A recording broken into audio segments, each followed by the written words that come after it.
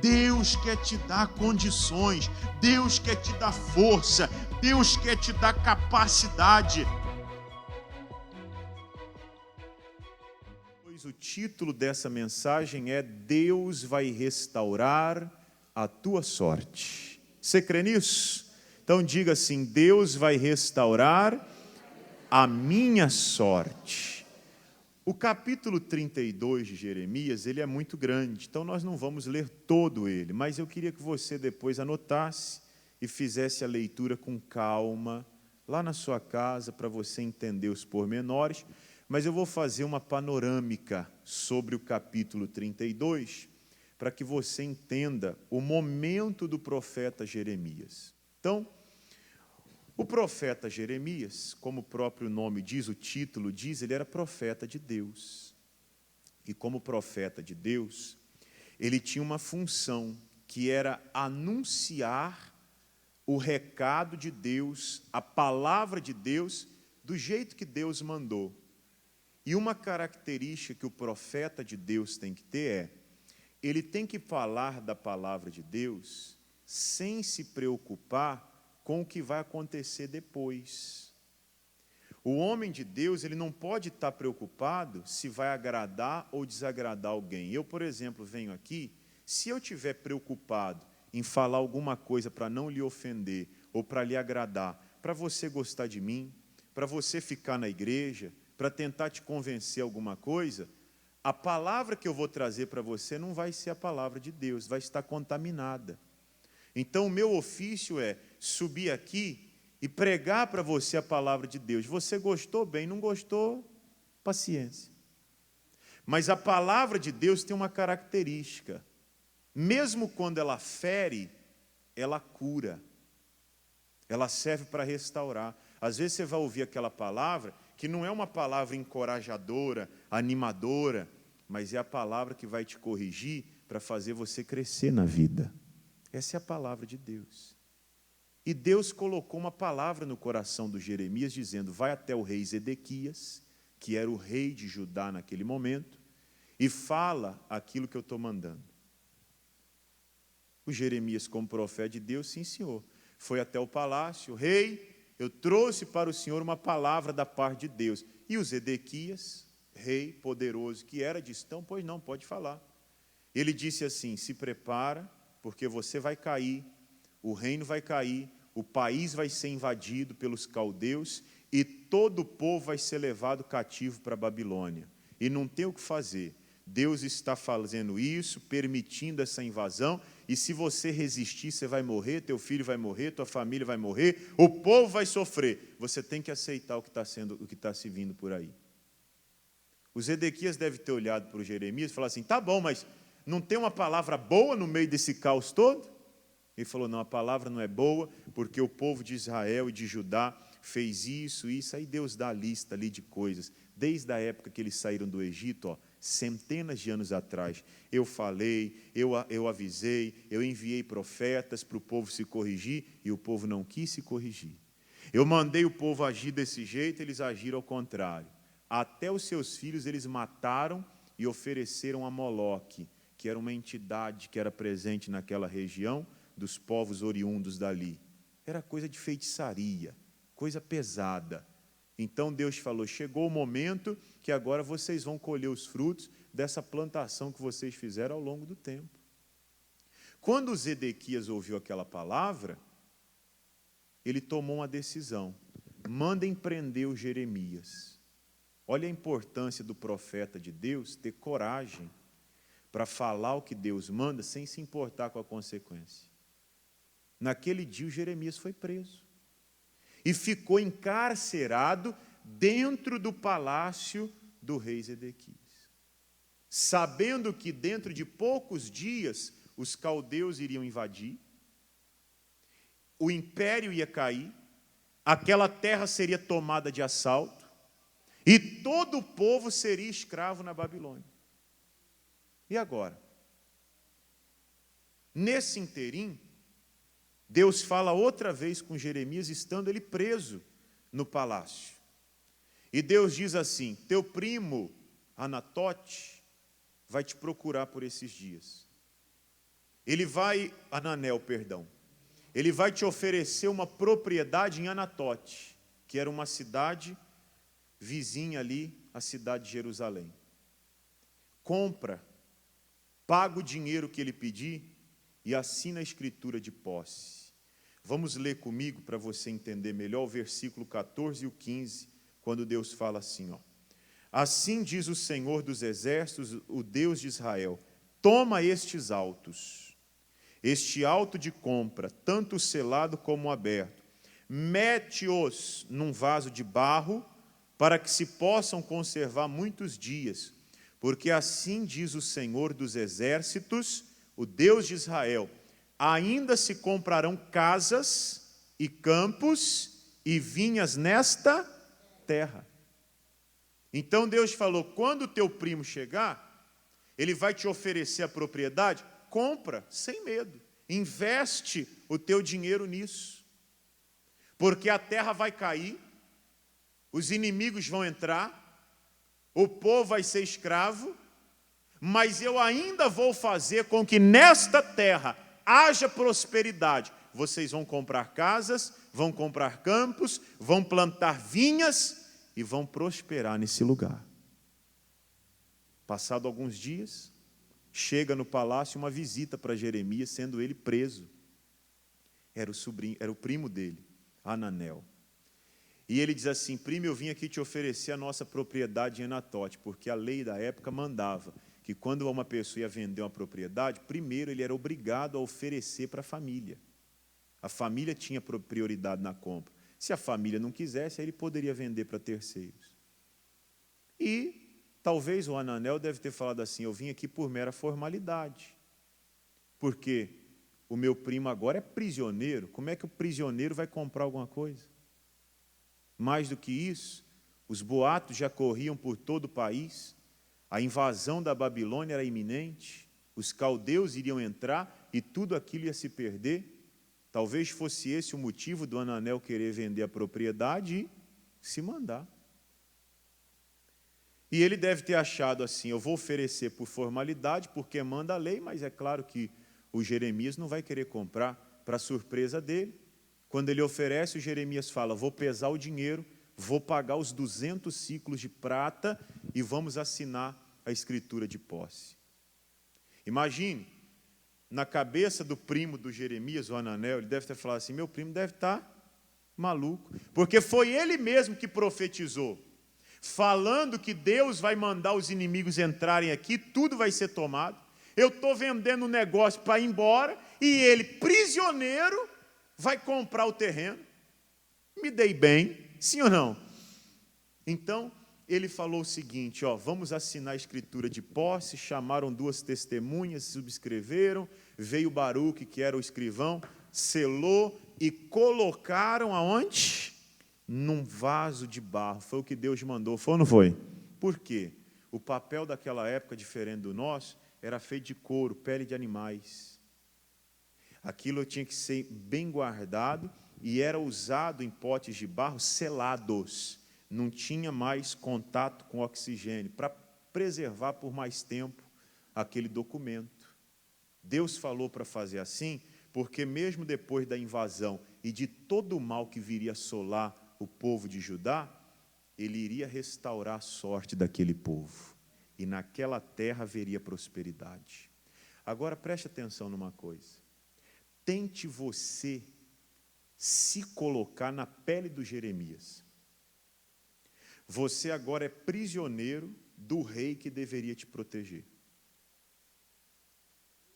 Você deveria ter a proteção daquele homem, mas você sabe que aquele homem é fraco e vai sofrer todo o castigo de Deus por ter feito tudo o contrário ao que Deus tinha mandado. Esse homem te odeia e manda te prender. E você sabe que vai vir um mais forte do que ele para tomar o lugar dele, e você não sabe se você vai viver, se você vai durar muito tempo para passar o período da guerra e voltar a desfrutar daquela propriedade. Só que, ao mesmo tempo, tenho do outro lado a palavra de Deus dizendo, faz isso, investe aí. E agora você se vê diante de uma encruzilhada. Pela minha cabeça, eu não sei você, mas eu acho que nesse caso, eu diria muito obrigado, eu não vou comprar, vou tentar guardar esses 200 ciclos de prata, para quando o rei da Babilônia chegar aqui e levar os Edequias embora, eu talvez negocie com ele, ofereça alguma coisa, consiga sobreviver, fazer um acordo e vou tentando a minha vida daqui para frente de outro jeito. Eu acho que seria o mais lógico a se pensar nesse momento, sim ou não? Concordam comigo? Talvez eu faria desse jeito. Mas vem a palavra de Deus e fala para eu fazer completamente o contrário. A palavra de Deus foge completamente à minha lógica. Não tem lógica. Essa terra vai ser invadida. Quando os inimigos chegarem, eles não vão respeitar a propriedade privada de ninguém. Eles vão surrupiar, vão extrair tudo. Isso aqui vai ser uma colônia do império. Eles vão tomar tudo para eles e problema de quem estiver aí. Agora eu vou pegar o pouco de dinheiro que me resta, sendo eu prisioneiro, para colocar numa terra que eu sei que vai perder o valor? Não tem lógica nenhuma. Só que Deus está falando, e agora? Eu faço o quê? Vou pela lógica, pela minha cabeça, pelo meu entendimento, ou vou pelo que Deus está dizendo? Eu tenho uma playlist que eu fiz no meu canal do YouTube, o Dose de Fé, que eu sugiro que você dê uma olhada. Tem alguns episódios que eu estou tratando do tema seguinte, como edificar a minha vida na fé. Quem está vindo aqui durante a semana está pegando essas mensagens. E eu estou baseado ali no que diz Provérbios 3:5, fala o seguinte: confia no Senhor de todo o teu coração e não te estribes no teu próprio entendimento. Há um conflito. O meu próprio entendimento não bate com o que diz a palavra de Deus. E eu tenho que escolher. Ou eu faço o que Deus manda, ou eu faço o que o meu entendimento manda. Era a decisão que o Jeremias tinha que tomar. É a decisão que nós vamos ter que tomar em algum momento. A pessoa vem na igreja, está com um problema financeiro. Imagina você que você ganha R$1.000. Mas o teu gasto mensal já passou dos 1.500. Se você colocar na ponta do lápis, você precisa ganhar 1.500 para viver. Mas você só ganha 1.000. Já começou o mês com déficit de 500. Aí você vem à igreja para buscar de Deus uma direção, e a palavra de Deus é a seguinte: trazei todos os dízimos à casa do tesouro para manter a minha casa. E depois, só depois, faça a prova de mim, se eu não abrir a janela do céu, derramar sobre vós uma bênção tal, que dela vos advenha maior abastança. Deus está falando o seguinte: pega dos 1.000 que você ganha, 100, que é o dízimo, que é 10%, entrega no altar para a minha obra. E depois eu vou resolver para você. E aí eu tenho um conflito na minha frente. Porque na minha cabeça, se eu tirar dos 1.000, 100, ficou 900. É menos que 1.000. O meu problema era 500, agora o meu problema é 600. Aumentou o problema, sim ou não? Mas Deus está falando que vai derramar sobre a minha vida uma bênção tão grande que eu vou ter uma abastança muito maior.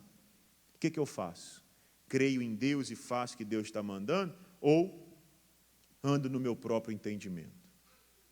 Eu estou com um problema no meu casamento, traí minha mulher, e agora? Eu vou esconder isso, eu vou pedir para Deus: Senhor, me dá uma força para minha mulher nunca descobrir o meu deslize. Aí você vem à igreja e Deus fala o seguinte: aquele que confessar o seu pecado alcançará misericórdia, mas aquele que encobre, não vai faltar para ele o castigo. Pô, pensei que Deus ia me ajudar a passar o pano. E Deus fala que eu tenho que confessar, que eu tenho que procurar a pessoa e me acertar, e só assim eu vou ser perdoado? E aí? O que eu faço? Faço o que manda a lógica humana ou faço o que diz a palavra de Deus? É a decisão que você tem que tomar. Estou dando 2 exemplos aqui, mas a gente poderia encher isso aqui de vários exemplos. Esse conflito vai existir o tempo inteiro na nossa cabeça. Você vai olhar para a palavra de Deus e Deus vai falar para você fazer uma coisa que vai contra o seu entendimento. Eu falava esses dias do Pedro.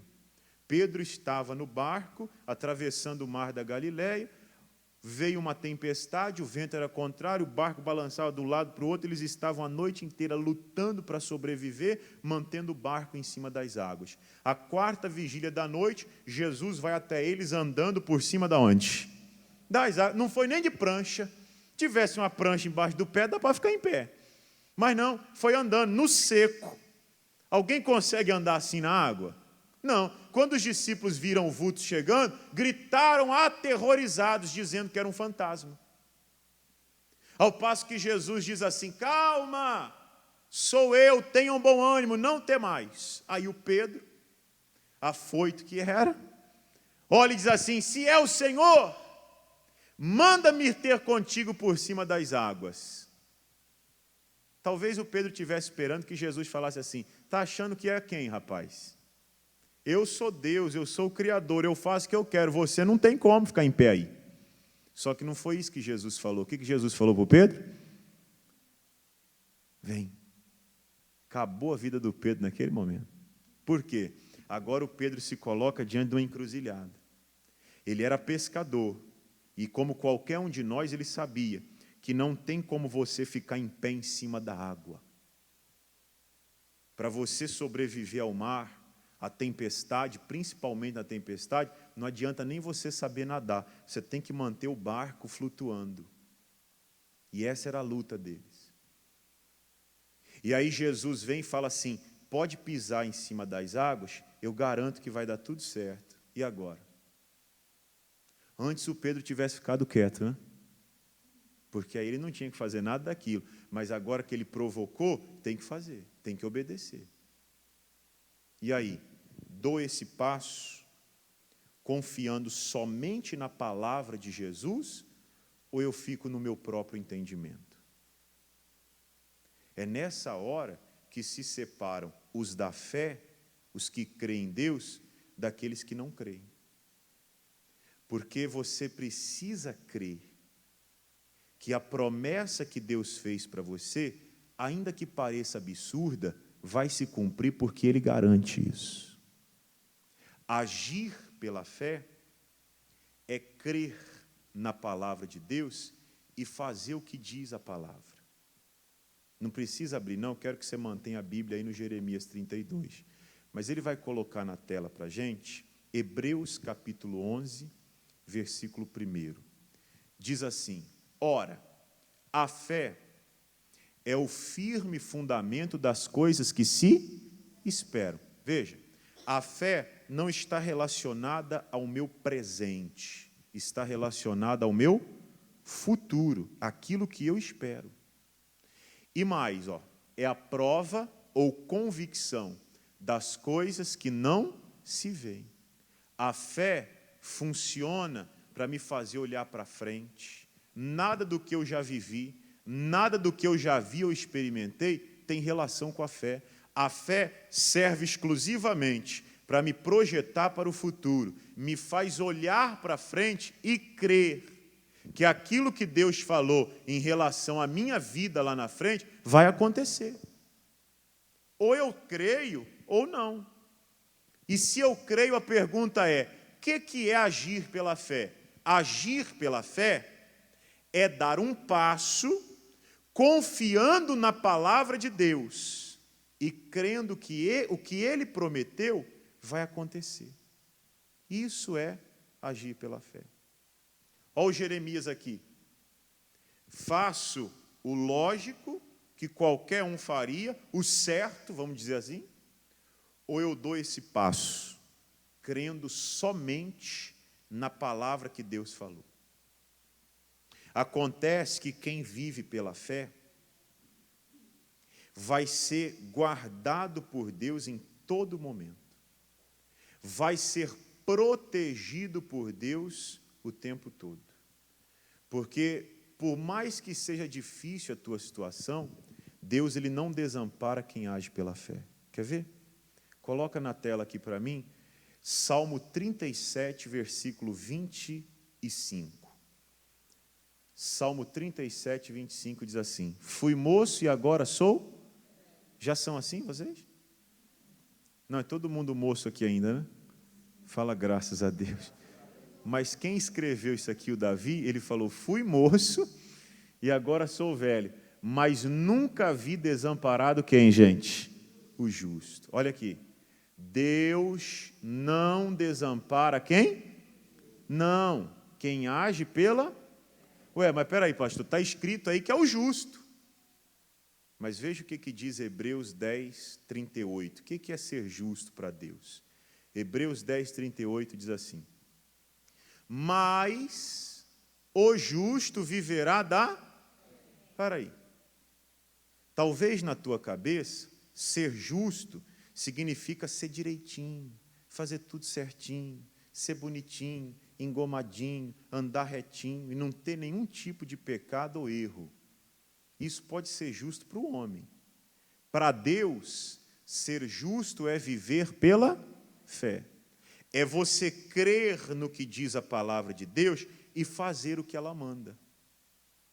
Isso torna uma pessoa justa. Deus espera que você tenha coragem de dar um passo na sua vida pela fé. Deus espera que você tenha coragem de fazer o que Ele lhe manda, o que Ele lhe ordena, crendo apenas na palavra dEle e contrariando o seu próprio entendimento ou entendimento e opinião dos outros até. É isso que faz você ser justo aos olhos de Deus. E quando você faz isso, Deus ele se torna o teu amparo. Porque Deus nunca desampara um justo. Amém, gente? Olha o Jeremias aqui. Vou fazer o que Deus mandou.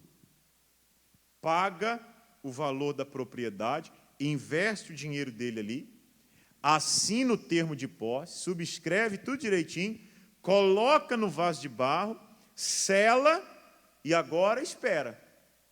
Por quê? Vai tudo dar errado a princípio, mas Deus falou que depois vai tudo dar certo.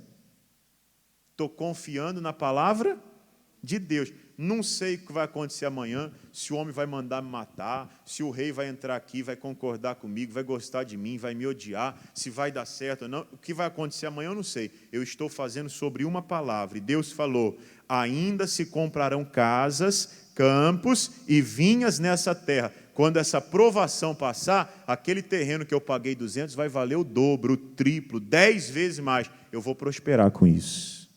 Isso é dar um passo confiando somente na palavra de Deus. Quando Jeremias fez isso, ele se tornou aos olhos de Deus justo.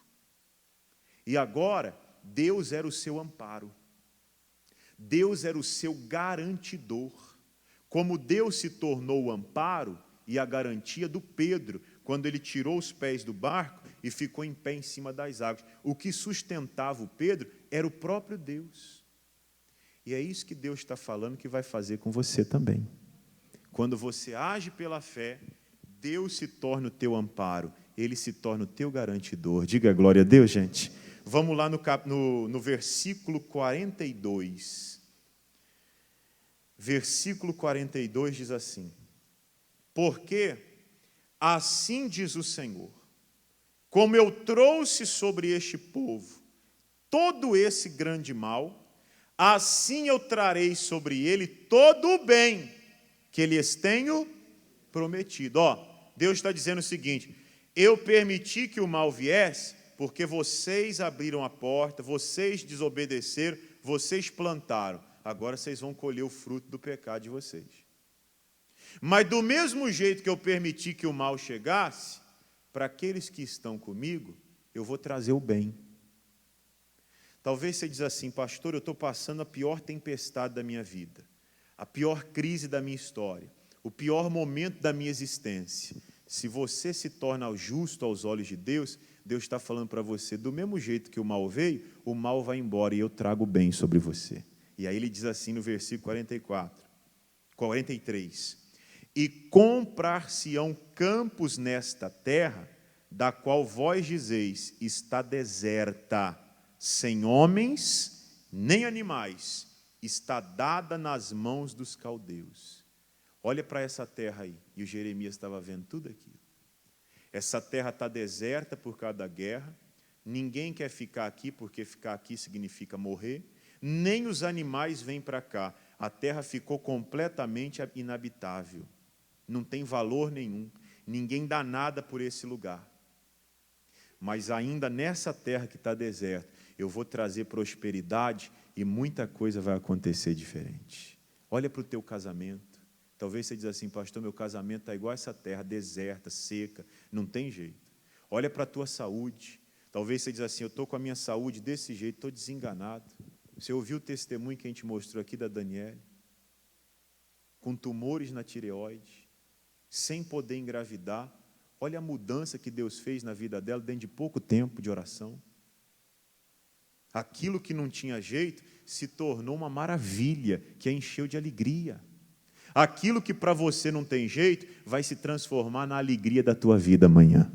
Essa é a palavra de Deus. Quem recebe aí, diga glória a Deus, gente. E o 44 ele termina dizendo, comprarão campos por dinheiro e subscreverão os autos e os selarão e farão que os atestem testemunhas na terra de Benjamim, nos contornos de Jerusalém, nas cidades de Judá, nas cidades das montanhas e nas cidades das planícies e nas cidades do sul, porque eu, olha Deus falando, eu os farei voltar do seu cativeiro. Tem tradução da Bíblia que fala, eu restaurarei a tua sorte.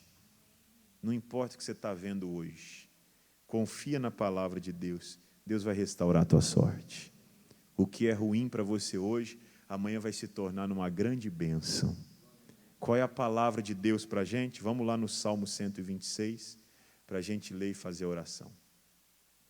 Versículos 5 e 6. Salmo 126, verso 5 e verso 6. Diz assim, os que semeiam em lágrimas cegarão com alegria. Mesmo com lágrimas, plante.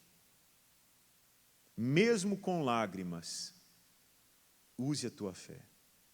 Mais uma vez, vamos lembrar do Jeremias. A situação do Jeremias era boa ou ruim? Era péssima, porque ele era preso, sabendo que a terra dele ia ser invadida. Era para chorar. E Deus vem para ele e fala, planta. E o que ele faz? Mesmo com lágrimas, planta.